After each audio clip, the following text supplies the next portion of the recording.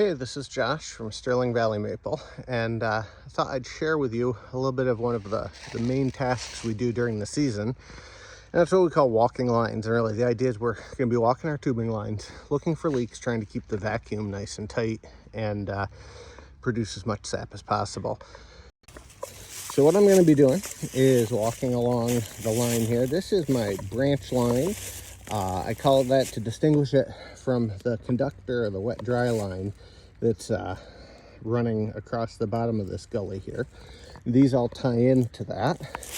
And as I walk down this line, what I'm going to do is stop wherever lateral, and that's the small tubing here that goes from tree to tree and actually connects to the drop lines, which are the lines that connect to the tap hole. I'm going to stop and look at what's going on at this lateral where the tubing is. And specifically, I'm looking at this guy, which we call the saddle loop, or at least I call it the saddle loop. It's made by this fitting here that takes the tension and connects to the wire, and this saddle where that enters the main line. And I want to look at how the sap's behaving.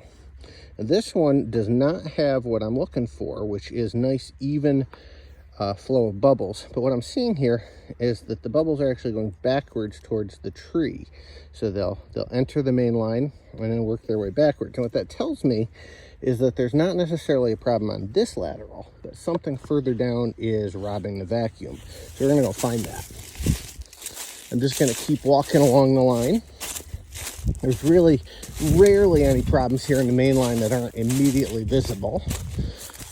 Now I'll come to my next saddle loop, and what we're going to see here, I'll step over the line so you can see it more clearly, is that the sap is moving very quickly, just little spits of sap almost, with a lot of air.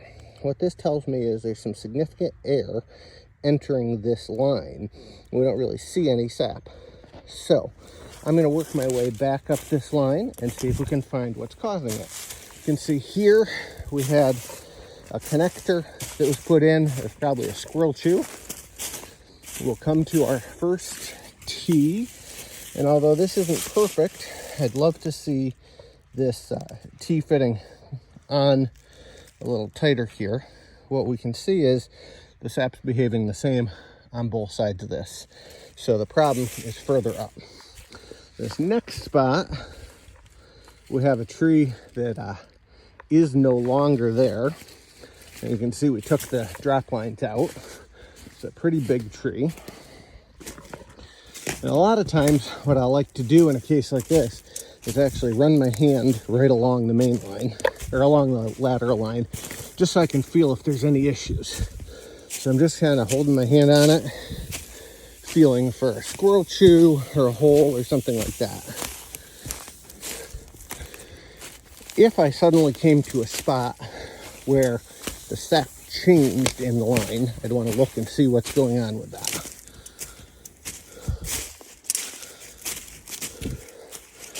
So here's another T. We can see that there's some sap coming in from the line. It's really not what we want to see here. And more importantly, there's no difference from one side to the other. So that tells me the problem's not there.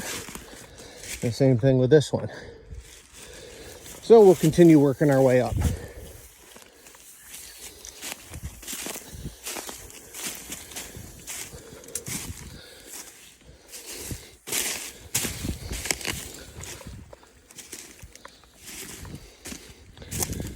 Now at this point, I can still see just little spits of sap in the line here, not moving slowly, but really flying right along, propelled by a lot of air.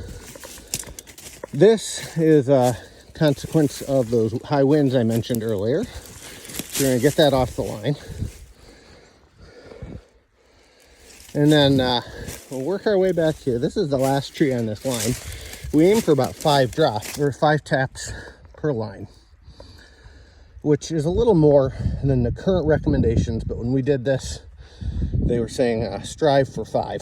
And you can see right here, this is the last hook, and clearly there's an issue on this line. And I can prove it.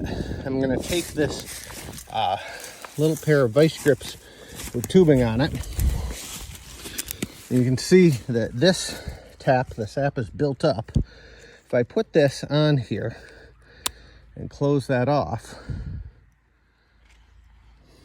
I have to close it off just a little bit tighter. Didn't seal up. So tighten it, close it off, and we'll see that now the sap starts entering.